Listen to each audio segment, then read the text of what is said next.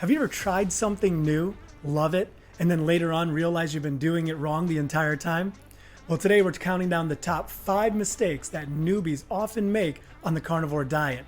Now, we're familiar with this top 5 list because let's face it, we're all newbies at one point. We'll also talk about why it's important to avoid these mistakes and what you can do to make sure you steer clear of these pitfalls. Number 2 in our countdown can be a little dangerous, so be on the lookout for that. Hey, listen, I'm Joe with Wellness Way, and I'm a registered nurse by profession, health coach by passion. Let's go. All right, so making the top of our list at number 5 is not listening to our bodies. When we're eating the carnivore diet, we should be doing 2 things. 1, eating whenever we're hungry. Pretty simple enough, right?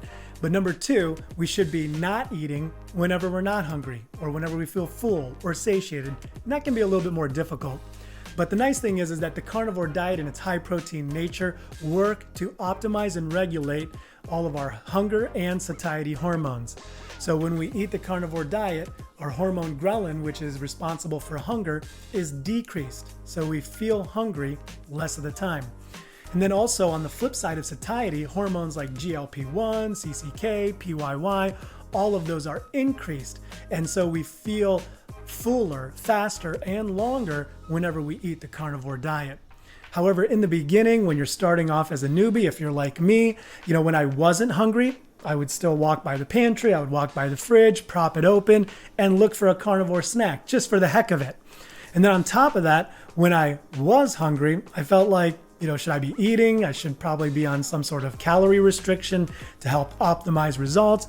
And really, you don't need to count calories. So basically, what does this all mean? We can trust our body's prompts to both eat and not eat whenever we're on the carnivore diet. So listen to your body. Number 4 on our list, it's a big one, fearing fats. And I have to admit that this one was a big hurdle for me to get over early on in my carnivore journey. I've been indoctrinated, as we all have since the 80s, that saturated fat is just pure evil. And that saturated fat meant plaque on my coronary arteries. And what we're finding through recent research by Dave Feldman and others is that that's just not the case. The carnivore diet is a ketogenic diet by nature, which means our body wants to make a metabolic switch into ketosis. This is when our body moves from burning sugar for energy to now burning fat for energy. This is part of what makes the carnivore diet so effective and so good. But in order to make that metabolic switch, especially early on, you have to make sure that your fat intake is optimal.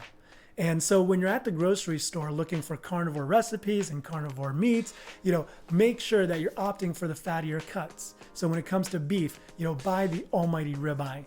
Or maybe you're on a budget, so reach for the chuck-eye steak, which is the poor man's ribeye.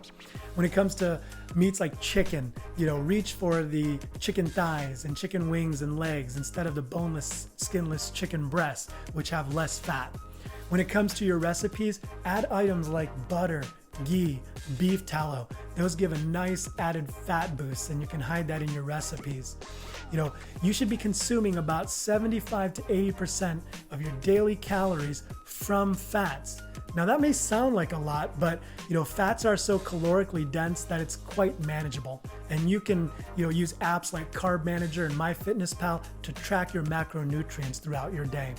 So listen, the moral of the story is don't fear fats. Okay, so number 3 on the list is continuing with condiments, sauces, and rubs.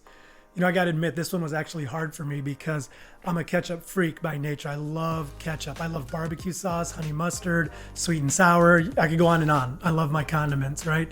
But you gotta be careful because a lot of those things have hidden sugars, high fructose corn syrup, even seed oils in them.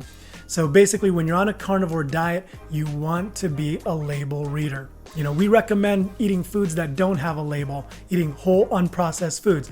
But if you do in fact eat processed foods and they do have a label, make sure you're reading it, right? Again, part of the benefit of being on a carnivore diet is that metabolic switch into ketosis. But those sauces and those condiments and those rubs with all of their hidden carbs could easily kick you out or keep you out of ketosis, and you'll miss out from a lot of those benefits. So again, moral of the story, cut the carby condiments. So number 2 mistake is the one that can get a little bit dicey or dangerous. So make sure you're getting this one down, and it's not drinking enough water or not drinking enough fluids.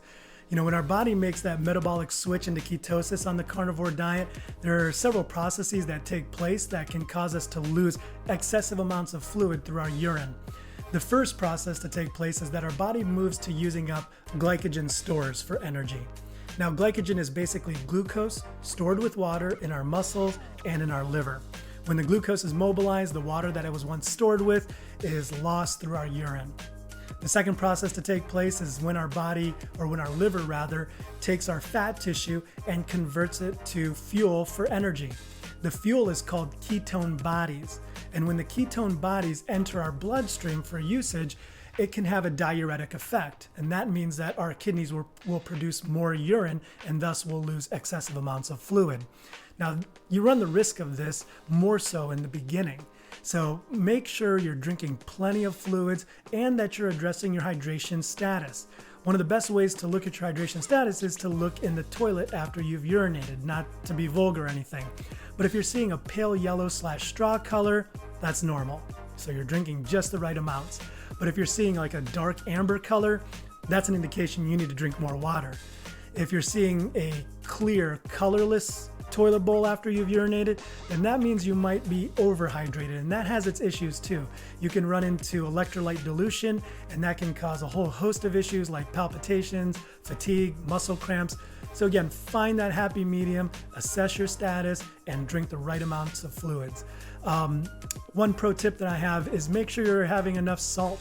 You know, the idea is that water follows salt. So if your salt intake is adequate, you know, that will help retain a lot of those fluids. So make sure you're drinking enough and having enough salt. All right, so here we are at the number 1 mistake that newbie carnivores can make. And I know I made this one. It's paralysis by overanalysis. What do I mean by that? It's basically when you freeze up and you fail to even start the carnivore diet for whatever reason. Maybe you want to have a chest full of meats before you get started. Maybe you want to learn everything first. You know, maybe you want to have a box of tried and true recipes before you'll even start carnivore. You know, whatever the reason is, enough with it. You know, just get started. Don't let perfect get in the way of good enough. You know, it's perfectly acceptable for you to break the mold that everybody else is trying to fit in and do carnivore at your own pace, making subtle changes along the way. When I first heard of carnivore, it was spring of that year where my wife came to me and told me about it, and she was all excited. Well, it wasn't until at least 6 months later that I started it. And I remember thinking at that time, I wish I would have started this back when I first heard of it. So don't get paralysis by overanalysis. Get started today. Hey, listen, like and subscribe. Maybe you've come across a mistake that you want to share with the community so we can avoid those pitfalls. Please do in the comments section.